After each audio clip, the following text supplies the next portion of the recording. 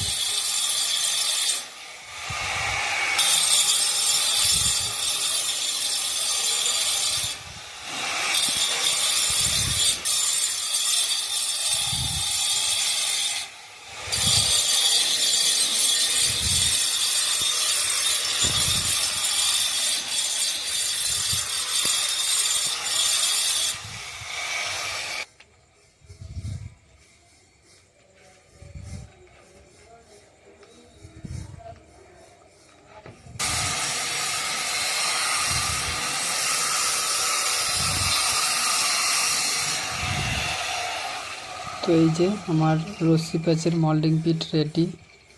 তো তোমরা অবশ্যই জানাবে যে এই মল্ডিং বিটটি কেমন লাগছে। ধন্যবাদ।